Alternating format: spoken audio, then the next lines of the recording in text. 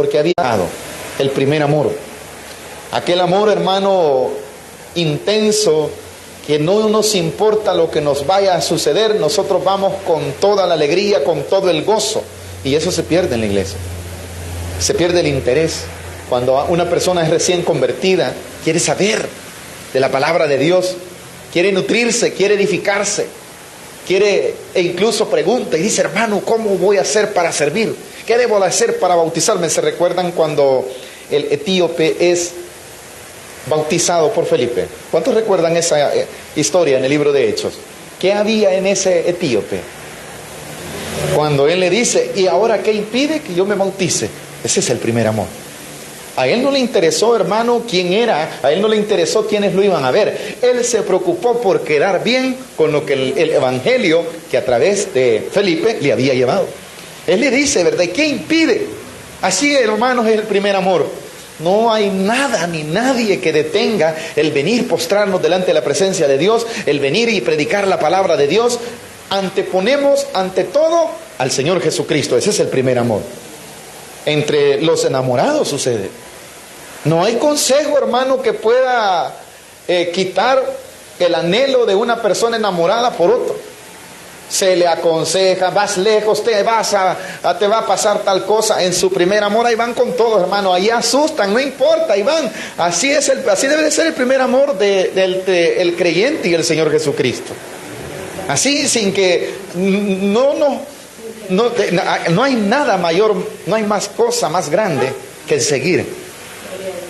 Y la iglesia lo puede perder. Y si lo hemos perdido, nos llama el Señor a la reflexión. Por eso le dice a esta iglesia, ¿verdad? En el versículo 4: pero tengo contra ti que has dejado tu primer amor. Recuerda, por tanto, de dónde has caído. Esa condición que tenías, la has perdido, le dice. Esa condición que a mí me era agradable, ya no la tienes. Vuelve a ella. Continúa, dice: recuerda, por tanto, de dónde has caído y arrepiéntete y haz las primeras obras, pues si no, vendré pronto a ti y quitaré tu candelero de su lugar si no te hubieres arrepentido. Hay una salida.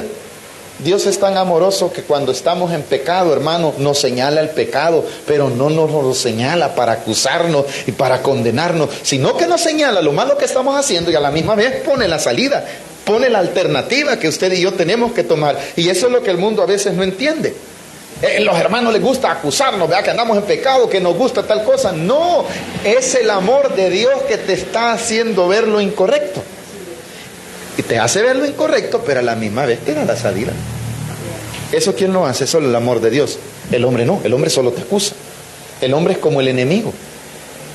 El acusador le llama la Biblia también a Satanás, ¿verdad? ¿Qué hace él? Él solo acusa, él solo quiere condenar, él solo quiere hacerte ver mal. Pero el Señor no te trae una palabra para avergonzarte, no, para reflexionar, mis amados. Por eso le digo, el mensaje a la iglesia de Éfeso, como todos los demás, son para nosotros. Y aunque solo es un recordatorio, Dios nos quiere hacer ver que si hemos perdido algo de lo cual antes hacíamos, hermanos, que nos levantábamos más temprano, que nos alistábamos más temprano porque hay que ir a adorar al nombre del Señor, pues volvamos a ello. Porque eso es agradable delante de Dios. Que si había, hermano, entre escoger el ir y hacer lo que Dios demanda, era más valorable eso que cualquier otra cosa terrenal que posiblemente traiga una satisfacción temporal, pero no nos importa, porque nos importa más quedar bien con el Señor Jesucristo. Y la gloria sea para Dios. Recuerdo, Dios tuvo misericordia de mí y me dio una esposa que le servía al Señor y le sigue sirviendo para la gloria de Dios. Para la gloria de Dios. Esto no es para exaltarla a ella, no, para la gloria de Dios. La conocí, hermano, evangelizando en penales. Esa mujer tenía más valor que mí. Ella se iba a meter, hermanos, a evangelizar. Estaban en la esquina mareros, hermanos, con dos hermanos, iba y allí predicaba. Ella creo que fue a predicar a los penales más tiempo que mí. Yo fui también, en la misericordia de Dios, Dios también me permitió el privilegio. Pero les soy honesto, a mí me temblaban más los pies. Pero ¿qué hacía eso? Que nosotros fuésemos a esos lugares sin temor, el amor a Cristo. Y ojalá no se le haya terminado ese amor. Primeramente Dios que siga así, ¿verdad? Cuando iniciamos el ministerio, la gloria sea para Dios, hermano. Muchos no saben, pero ella caminamos una distancia aproximadamente de 50 kilómetros para llegar aquí. Agarraba 2 buses, e incluso hasta 3 por tal de venir luego. Y no la iba a traer yo los días de semana. Mi hermana Claudia es testigo de ello. Mi hijo, la gloria sea para Dios también, da testimonio de ello. Y la gloria es para Dios, ¿verdad? Que venían con el calor ahí, pero todo es por amor a Cristo. Esto no es para, como le vuelvo a repetir, para exaltarnos, no, es para glorificar el nombre de Dios. Físicamente desgasta, físicamente cansa, pero cuando hay amor a Cristo, si se hace por amor, bendito Dios, pero si se hace por interés, ahí sí hay un problema. Y eso es lo que estaba sucediendo en la iglesia de Éfeso. Ya las cosas se hacían religiosamente. Quizás a causa de la persecución, a causa de los problemas, a causa de estar tanto también combatiendo contra la falsa doctrina, desgasta y nos puede de alguna manera u otra hacer perder el primer amor, que no debe de perder. Recordemos cómo éramos, cómo nos alegrábamos por cantar una alabanza. Cuán alegría era que nos dijeran, hermano, va a cantar un corito, y saltábamos de alegría porque era el Señor que le cantábamos. Pero mucha gente, hermano, su gozo es el ver la multitud, que lo vean cantar. Ya no es el amor a Cristo. Se ha perdido el primer amor. Eso le sucedió a la iglesia de Éfeso. De ahí es donde le dice, vuelve a esas primeras obras que hacías. Vuélvelas a hacer, porque eso es lo que yo quiero. Porque de lo contrario te vas a ir apartando. ¿Y qué va a pasar? Mejor voy a quitar el candelero, la luz. ¿Se recuerdan el significado del candelero, verdad? El mensaje de la palabra. Lo voy a quitar de ti. Y qué duro es que en muchos de nosotros, hermanos, pueda ser quitado eso. Es un peligro. Dice el versículo 6, ¿verdad? Perdón, recuerda por tanto de dónde has caído. El 5, el 6. Pero tienes esto. Esto también es una alabanza, la cual dice, pero tienes esto, que aborreces las obras de los nicolaítas. Esto que haces es correcto, solo corrige lo demás, ¿verdad? Las cuales yo también aborrezco. Tienes algo bueno, está bien, está correcto, pero aquello que has dejado de hacer, no lo debes dejar de hacer, quiere decir. Quiere decir que en el Evangelio, hermano, no vamos nosotros a llegar a un momento. Yo antes, hermano, ¿cuántos hemos oído eso? Eso es una tristeza, hermano. Esa es una tristeza. Tuvimos la oportunidad, en la misericordia de Dios, porque no soy quien para merecer tan grandes privilegios, de ir a predicar a una misión que había allá en Santa Ana. Y encontramos una persona, hermano, que nos dijo que se había tomado un tiempo de vacación para las cuestiones de Dios. Y nos empezó a decir, yo era diácono de una iglesia, servía, yo iba.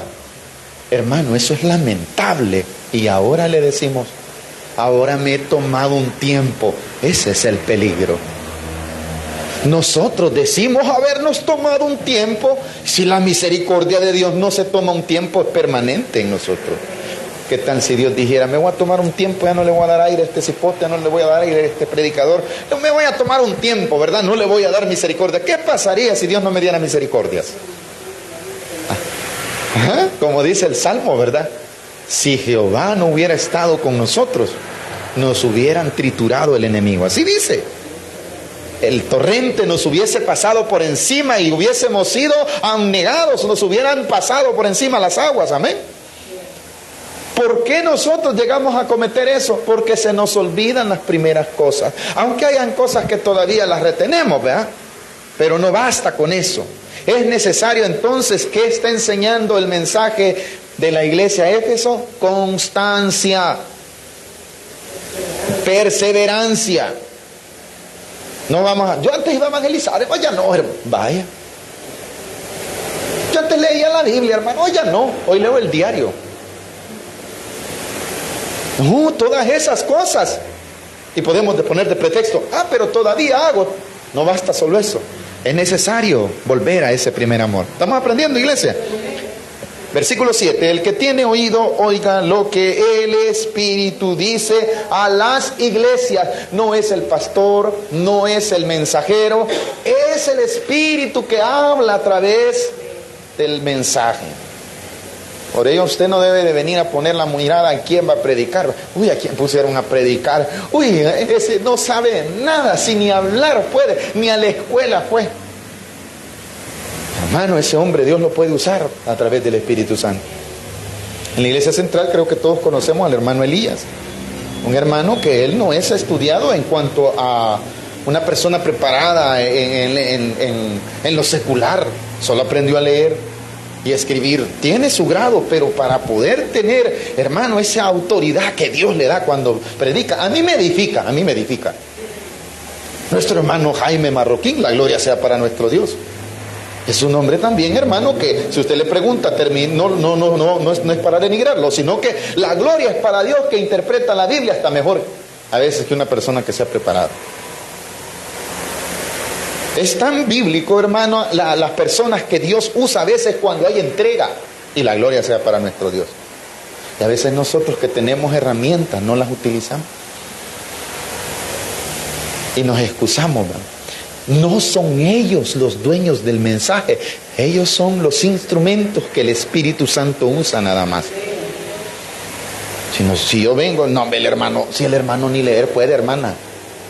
No, hombre, el hermano, mire, tartamudea para hablar. No, hermano, yo cuando él predica, a mi sueño me da. ¿Cómo que es él el que me va a hablar? El que me va a hablar es el Espíritu Santo. Por eso recalca en cada mensaje, tanto la introducción a cada iglesia, como en el final de cada carta, es el mismo.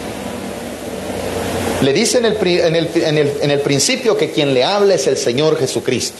Al final le dice, y te hablo a través del Espíritu Santo, el que te está dando el mensaje. Dice, el que tiene oído, oiga lo que el Espíritu dice a las iglesias. Y al que venciere, quiere decir, a aquel que se sobrepone a todas estas cosas, a este, ¿qué le pasará? Le daré a comer del árbol de la vida, el cual está en medio del paraíso de Dios. ¿A qué árbol de la vida se refiere? Lo explicamos medio la semana pasada, vamos a ahondar más. Cuando Dios, en el castigo por causa del pecado, a Adán y a Eva, ellos habían sido colocados en un huerto, hermano. A ellos les había sido dado el reino en la tierra, el reino de Dios. Entendamos eso es real. Ellos gobernaban el Edén, ¿o no, hermano? Ellos gobernaban el Edén. Dios le dio toda esa autoridad a Adán. ¿Quién le puso nombre a todos los animales? Adán. Él reinaba, él regía, él solamente tenía que establecerse bajo los parámetros que Dios le dio. Cuando ellos pecan, les es quitado, hermano, ese paraíso, ese lugar en donde no trabajaban, amado, aunque usted me va a decir que estoy loco, pero es la realidad. Ellos sí laboraban, pero no les era fatigoso el trabajo. La Biblia lo dice, que la fatiga vino después del pecado.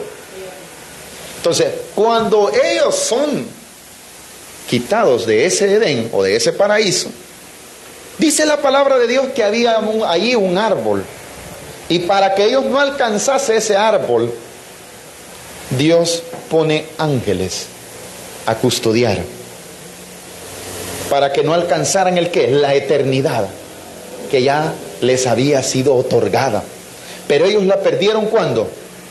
Cuando pecaron, correcto, cuando desobedecieron.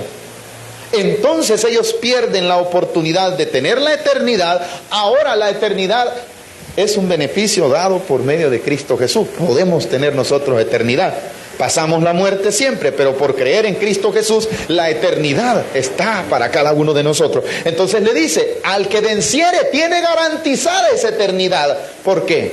Porque el versículo 7 promete, al que venciere, le daré a comer del árbol de la vida, el cual está en medio del paraíso de Dios.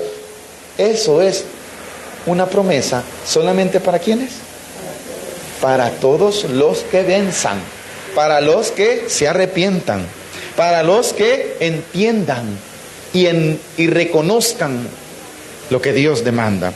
El que oye, el que escuche, entonces ese tiene la oportunidad de oír, obedecer. Este tiene también la oportunidad de ser parte de la gloria eterna que Dios ha prometido para los creyentes. Esto lo dice el Espíritu, dice. ¿Hemos entendido esa parte, hermano? el cual está en medio del paraíso de Dios. El Señor Jesús dijo también estas palabras: yo soy el pan de vida. El que coma mi carne, así dice, ¿verdad?, tendrá ¿qué? Vida eterna. Muchos decían, está hablando de canibalismo. No, estaba hablando de tener confianza en su palabra, de creer lo que Él era, para alcanzar la vida eterna. Ahora ya se nos ha dado la oportunidad de comer su carne. Ahora se nos ha dado la oportunidad de creer en su palabra. Y con eso, ¿qué nos está garantizando? Que vamos a vencer. Y al vencer vamos a alcanzar ¿el qué? La vida eterna. ¿Cuál? La que perdió Adán en Génesis. ¿Cuántos estamos alegres por ello, hermano? Ahora, iglesia, dice, le daré. ¿Qué quiere decir? Tiene la oportunidad que perdió Adán. Si usted quiere, busque conmigo el libro de Génesis para que no nos vayamos a confundir. Capítulo 2.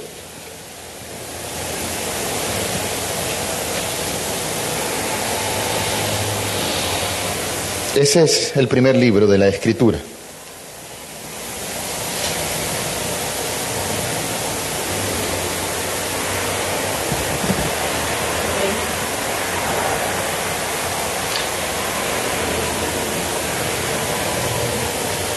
Mire dónde estaba Adán. Capítulo 2, versículos del 7 en adelante.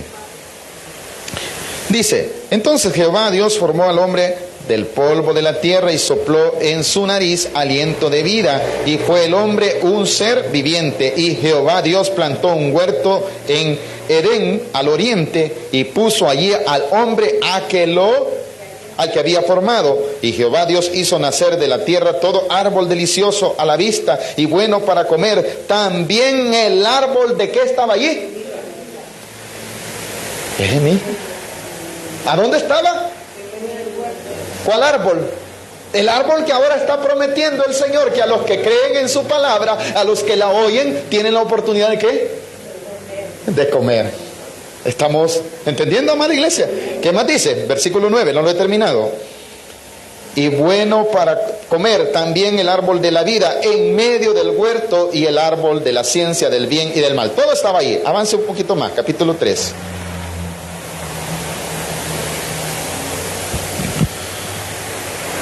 Versículo 23. Siempre Génesis.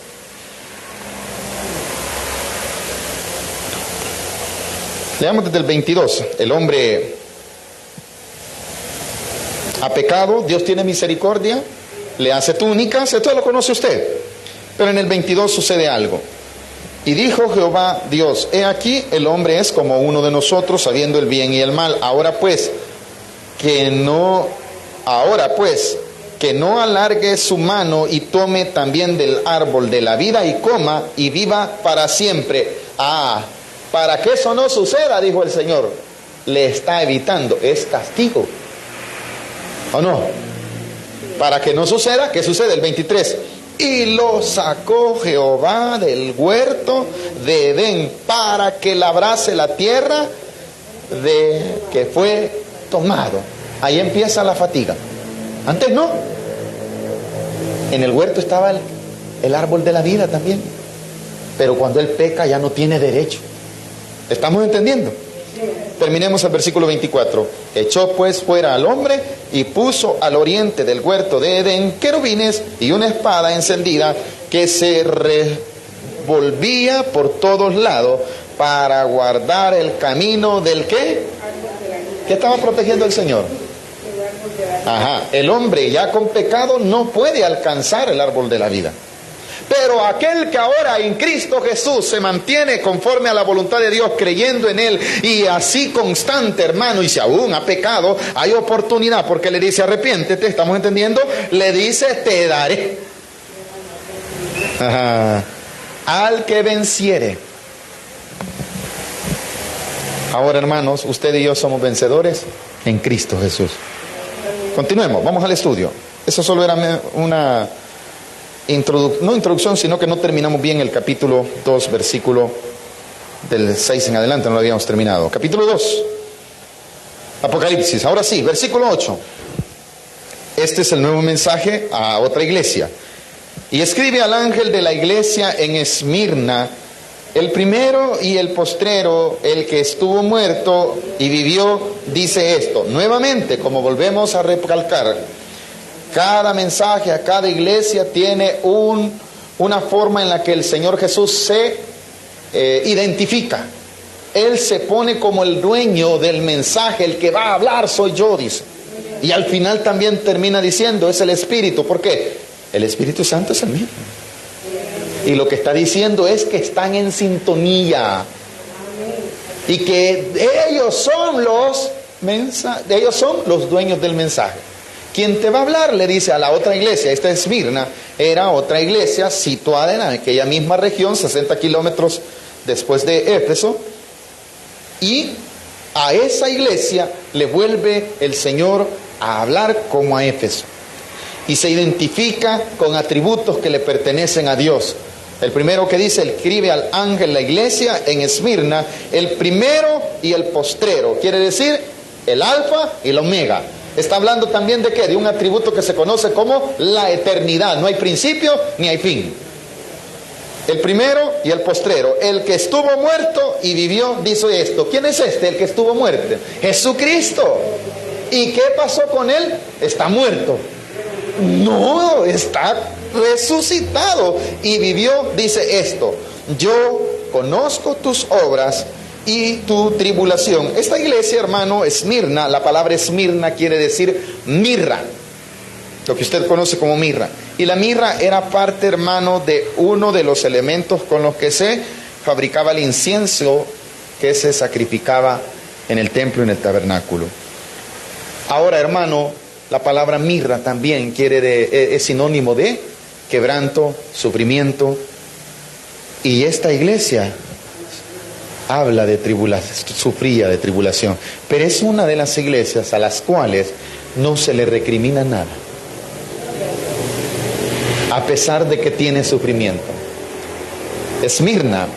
Ahora, hermano, esta iglesia en geografía, si usted la busca, todavía existe el lugar, pero ya no se conoce como Esmirna, sino como Izmir, y está geográficamente ubicada en Turquía y está habitada todavía.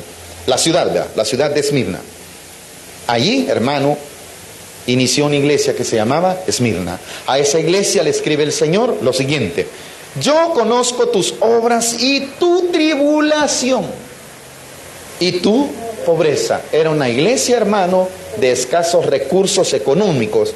Era una iglesia quebrantada. Era una iglesia con sufrimiento humano. Porque la misma Biblia declara lo siguiente, versículo 9: yo conozco tus obras y tu tribulación y tu pobreza, pero tú eres rico. Pero esa riqueza no es material. Esa riqueza es que está conforme a la voluntad de Dios. Por eso le digo que la iglesia, cuando pasa quebranto, cuando pasa como la iglesia de Esmirna por sufrimiento, a veces es una iglesia más entregada. Es una iglesia, hermano, que le puede faltar quizás las cosas materiales, pero es una iglesia, hermano, completamente entregada al Señor, porque lo material ha pasado a ser secundario.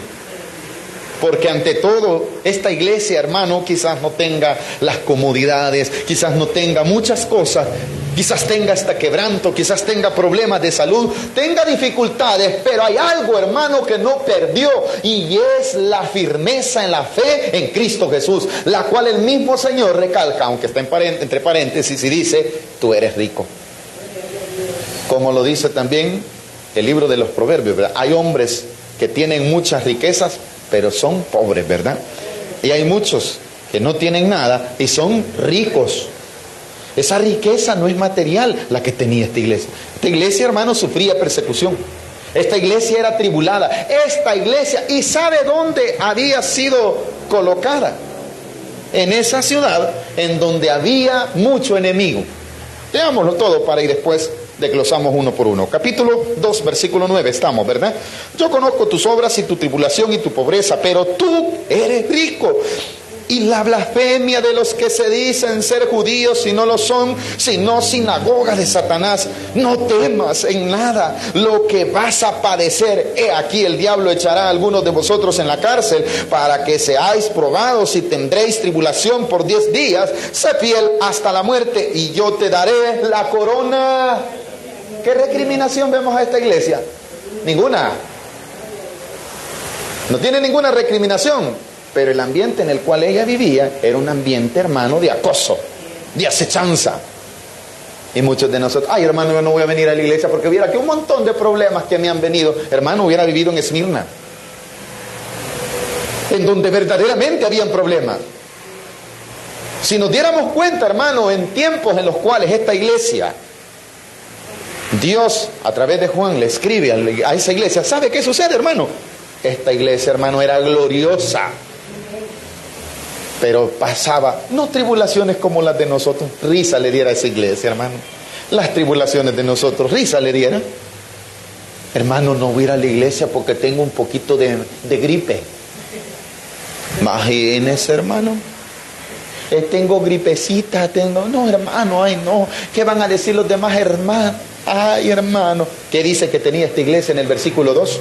Yo conozco. Hay algo que usted debe de saber. Esa prueba, esa persecución, esa acechanza, esa enfermedad, Dios la conoce. ¿Cuánto nos alegramos por eso? Yo soy el que creo que solo yo soy el sufrido. El Señor lo conoce, hombre. No es necesario que vaya usted a divulgarlo a todo el mundo. Eso es lo malo que hacemos nosotros.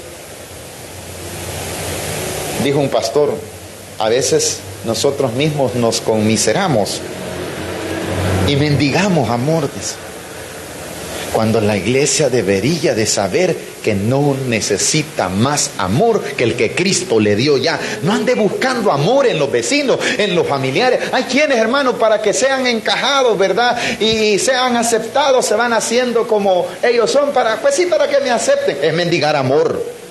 El Señor Jesús lo aceptó a usted y a mí, con mis errores, con mis defectos, con mis pecados. Así Él me dio, ¿qué? Amor.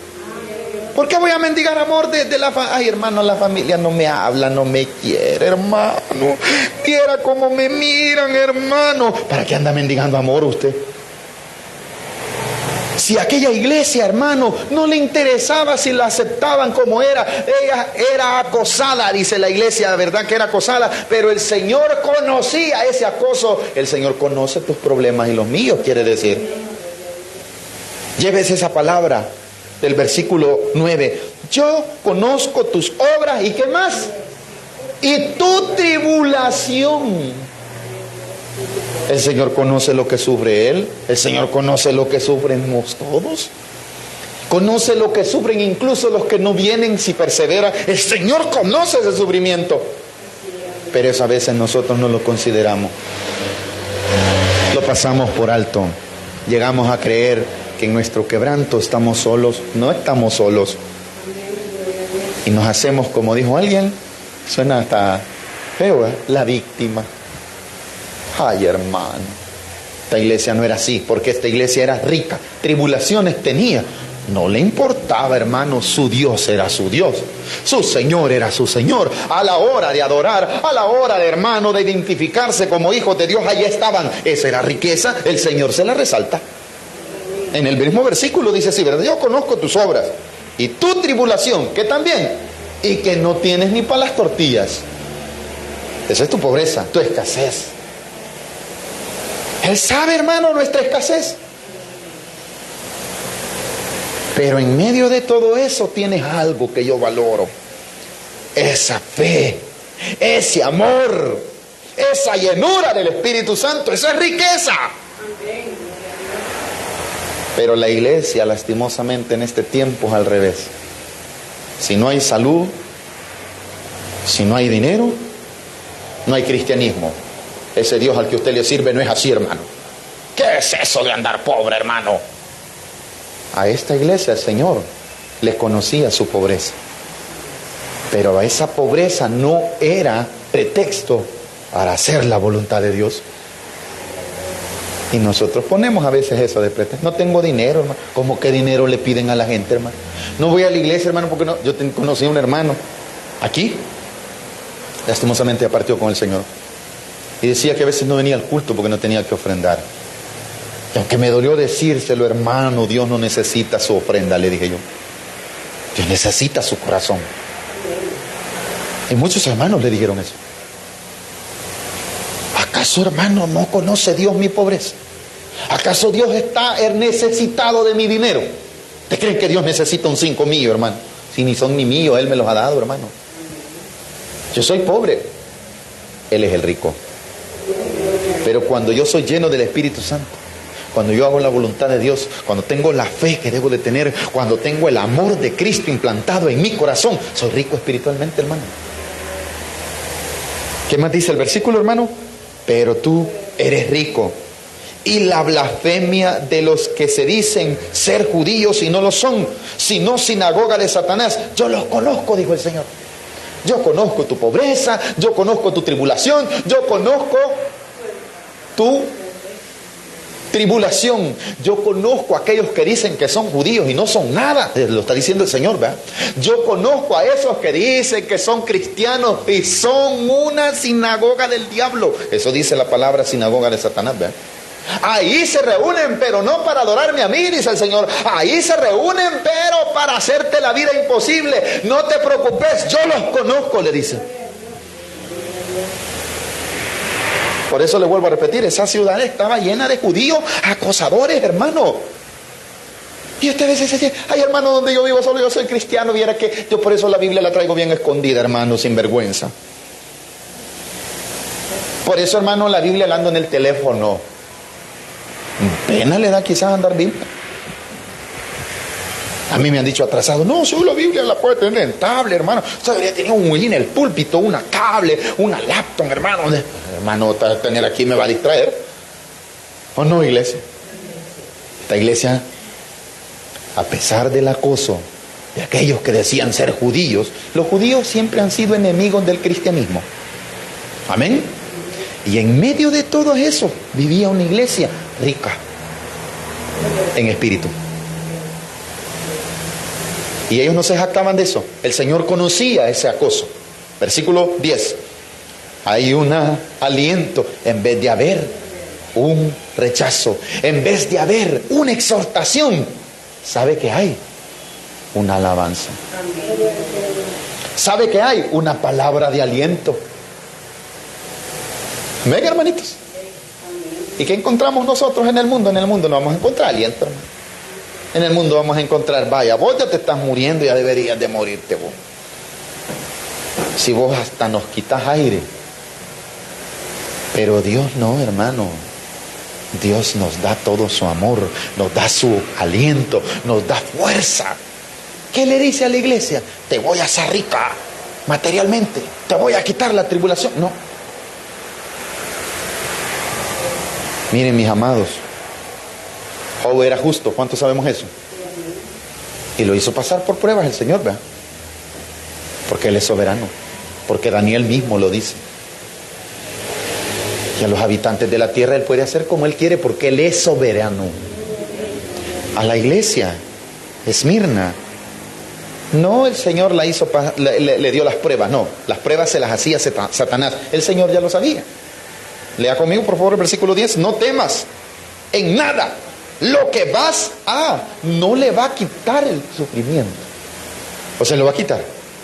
¿Qué le está diciendo en el versículo 10? Que vienen más la palabra padecer. ¿Qué es? Sufrir. Si le quitamos padecer, diría, no temas lo que vas a sufrir. O sea, no es que le va a quitar lo que está pasando, en ninguna manera. No temas en nada que vas a padecer. He aquí, el enemigo no es el vecino, el enemigo no eran los judíos, el enemigo no son los que dicen, ¿y vos para qué vas a una iglesia? Deja de estar leyendo la Biblia. No son ellos, hermano, es Satanás. Es él el que mina el corazón, la mente de la persona y la influye a acosarle, a perseguirle. Como lo dice el versículo 10, no temas en nada lo que vas a padecer. He aquí, el diablo echará a algunos de vosotros en la cárcel. Aparte de que ellos eran pobres, estaban sufriendo allá acoso. iban a ser perseguidos y echados a la cárcel. Pero no queda hasta allí, continúe. Y tendréis tribulación por 10 días. Esta palabra, hermano, descrita en aquel tiempo, es un periodo de tiempo que no podemos encerrarlo por 10 días literalmente. 10 días pudieron haber sido 10 años, pudieron haber sido 10 tribulaciones.